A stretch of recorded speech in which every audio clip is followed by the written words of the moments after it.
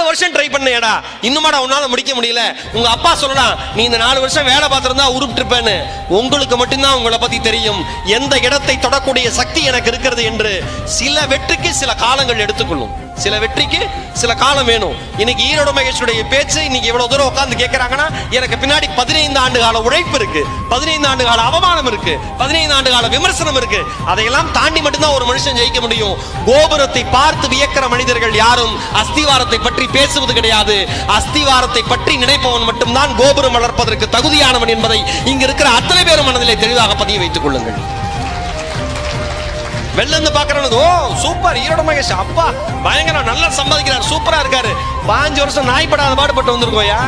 யாருக்கும் அந்த வெற்றி அவ்வளவு எளிமையாக தெரியாது. ஒரு விஷயம் நம்மால எல்லாம் வச்சிருக்கான், அவன் படிச்சு அவன் ஜெயிச்சு அவன் உழைச்சு அவன் வாழ்க்கையில சக்சஸ் ஆயிட்டானா அதுக்கு பேர் உழைப்பு. அவன் கஷ்டப்படுறான், அவன் படிக்கிறான், அவன் அசிங்கப்படுறான், அவன் ஜெயிச்சிட்டானா கஷ்டப்பட்டு உழைச்சு ஜெயிச்சேம்மா. இதே பக்கத்துல இருக்கிறவன் அதே பண்ணானா எல்லாம் அதிர்ஷ்டம், கம்ப்ளீட்டா அதிர்ஷ்டம். அவன் பாருங்க எவ்வளவு நாள் வருவான்னு பாருங்கம்மா. வீடு கிரக பிரவேசத்துக்கு ஒருத்தனை கூப்பிட்டுருக்கேன், அவன் சொல்றான் பில்டிங் ஸ்ட்ராங்கா இருக்கான்னு பாத்தீங்களாங்க. கூப்பிட்ட முதல் நாள் எவ்வளவு எண்ணத்துடைய மனிதரை நான் கூப்பிட்டுருக்கேன் பாருங்க. நான் சொன்னேன் அதுக்கு இங்க மட்டும் நிக்காதீங்க சார், எப்ப வேணா கல்லூரி உண்ணேன்.